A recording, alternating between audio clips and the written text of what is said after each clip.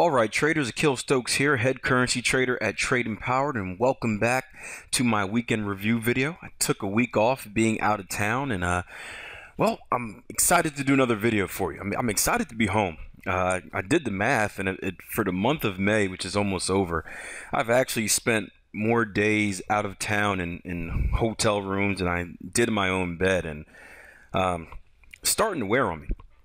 But that's me. You guys are here for trading, so let's talk some trading.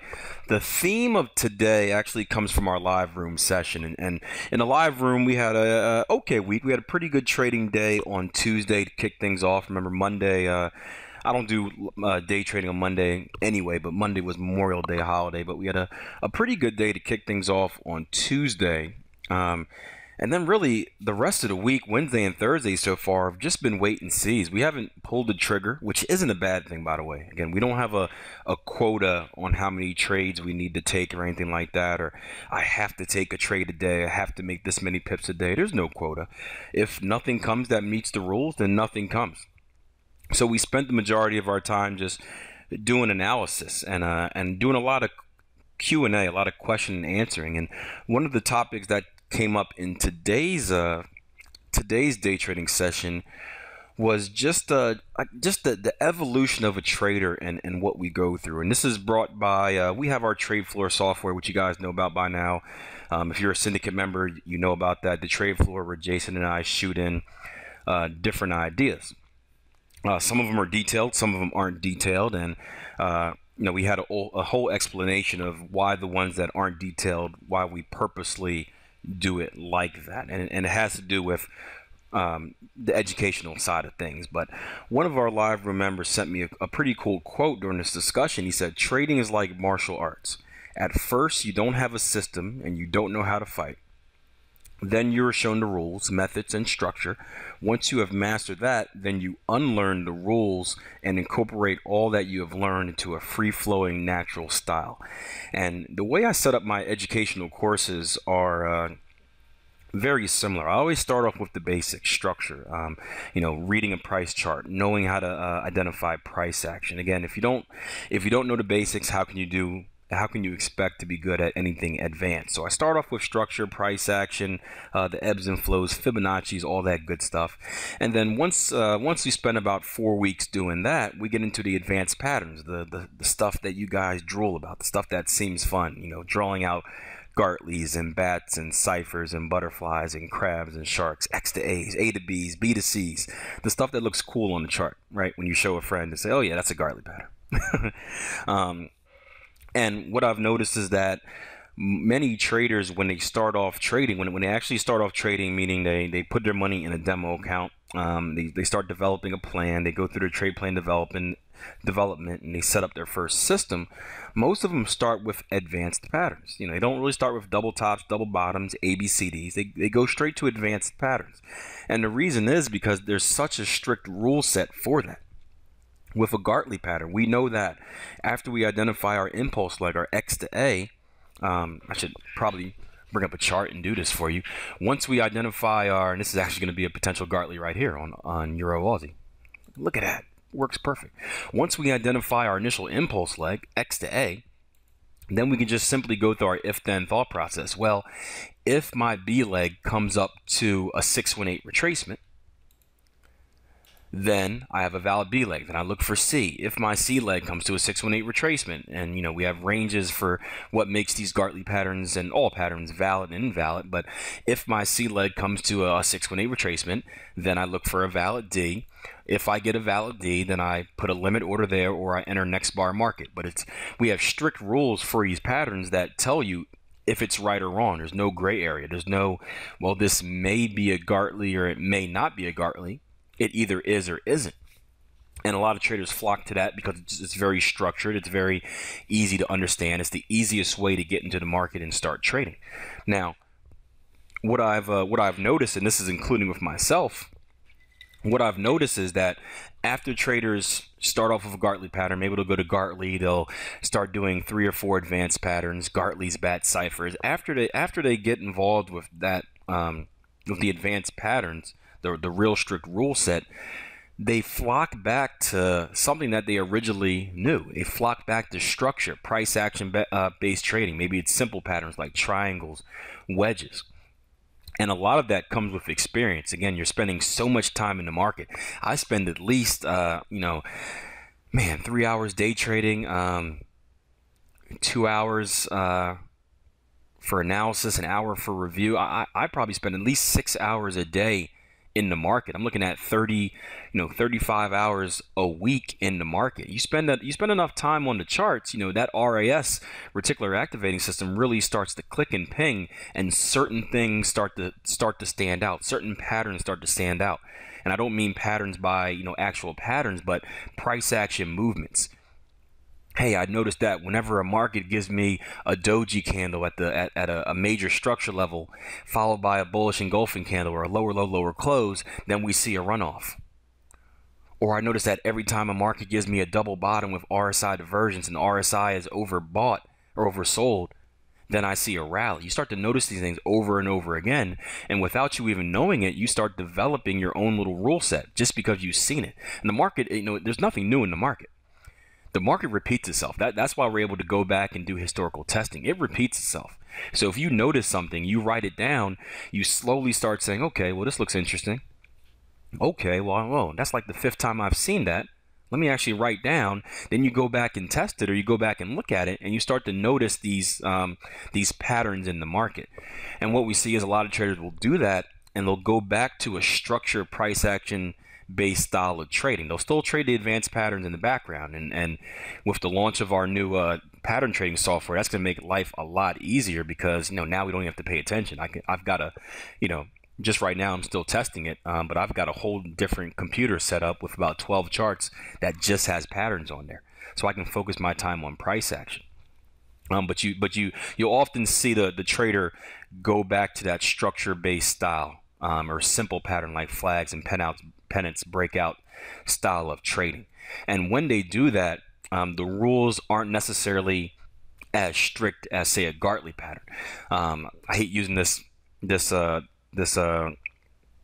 I'm lost for words. I hate using this comparison, I guess, but it's true. It's like the court case where the judge was trying to figure out what porn is. What is pornography? And and he said, I don't have a definition for pornography, but I know it when I see it. And you kind of start to develop a rule and a feel type set for trading that way. And I know I hate saying the word feel, because when I teach, I preach against that. But as you get more experience, it's true. And just like the martial arts quote, once you've mastered all the stuff up to that point, you kind of unlearn it, and you just go with the flow. You're not sitting there thinking, okay, if he throws a left jab, I block. If he throws a right hook, I do this. You're just reading it more like an art, and you're ebbing and flowing with your opponent's movements, and you're kind of unconsciously responding to it. So I didn't mean to get too long on that, but we had a great example of that today, and I'm actually going to show you a sneak or a look back at the video I sent our syndicate members this morning, and then we'll come back and look at the follow through of this trade. It was an opportunity on Aussie CAD. So let's take a look at that, and I'll see you guys in a little bit. So be aware if you're trading Aussie in the late sessions or the Asian session here on US time, but we've come into this level. We went overbought. We spiked up once. We spiked up a second time, got sucked all the way back down for a pin bar, and we're looking to spike up again for a third time, which is a very good price action, a price action sign. Again, look left, structure leaves clues. We've got previous structure right here. We've got previous structure right here as well. I'm not sure if we have too much going back, but looking to play a short little bounce on this trade, looking for a short retracement. Again, we're coming off a big rally. All rallies eventually need to come to an end, so looking to get a low-risk retracement here and a pullback down in the previous structure, see if I can get sneak a few pips in this morning.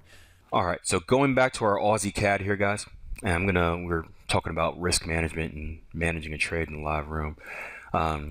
You can see that, again, that this thing is rolled over. I'm still involved in this trade. I did take first profits off. But we did have, you can see the spikes once here again. We explained the spikes here. And what I love to tell the traders is, and maybe this just works for me in the way my mind works, but I always create a story. I'm a big sports guy, so I picture it like sports. If you're a war guy, a battle person, you can do it like that as well. But when the market's rallying up, I'm thinking like an offensive lineman pushing, blocking downfield, and then bam, finally the defensive lineman just holds his ground, and that offensive lineman can't push forward anymore. Offensive lineman tries to rally up one more time. He calls on everything inside his body, pushes up one more time. Again, that defensive lineman holds. Usually after that, there's a little confidence lost, and boom, the momentum goes to that defensive lineman. You can do war too if it's a battle and your front line is pushing up, and then boom, it's rejected. And then they make one more attempt, and boom, it's rejected. Whatever story you want to make for it, it's if you make a story for these type of candlestick patterns, for these type of not candlestick patterns, but price action movement, it can allow you to understand the market that much more. And this was the reason for taking this trade. Again, I saw the big rally from all the way down here on a bunch of these Aussie pairs. Saw the big rally. We came up, and then suddenly, boom, we're rejected. Now that's one thing. You see, we were rejected in the past, and we've still rallied. The second time, when we pushed up again, got rejected again, and we made a lower, and we closed below our previous close up here. That was a major sign for me, especially with this being a structure level. That was a major sign for me. So I got short right away. The market, when I got short, pushed up again, gave me a little bit of, well, wasn't really pain, but I can see for how a rookie trader's can be a little bit of pain. Shot back down, and the rest is history. And again, being able to, this is one of those trades where, hey, it's not, it's not really a rule following trade. There's no double top here. If we go down to a lower time frame, there's no double top. RSI was overbought, which is something I looked at, but there's no divergence, anything like that. Not even divergence from our previous leg. But it's one of those things that comes with experience, sort of like our kiss of death trade. When I see this happen, and I see this happen a lot, there's usually a set response. That set response is boom. So a good example of that. And then there happened to be, as I mentioned earlier, we brought the pattern software over, and just to give me some more confidence. And there's nothing wrong with giving yourself confidence for a trade. I don't know why it's not identifying it now. Maybe I had it on a lower time frame. But there was a cipher pattern here as well, looking at an X to A to B, B to C, and C to D, I think, up here as well. So if you needed any more confidence, we know how well the cipher pattern works in these markets. So when you're in a trade that's lined up with a still valid cipher pattern, again, we never broke our X leg here. We tested it but never broke it. That just gives you more confidence in the trade. More confidence in the trade allows you to not make those mistakes and get scared off, if this would have been a painful trade. Again, this was a pain-free. We rolled right over to targets, but a good example right there. So I want to take the time this week. It's a little different than what we usually do. Usually I show you a recap from the live room, or I'll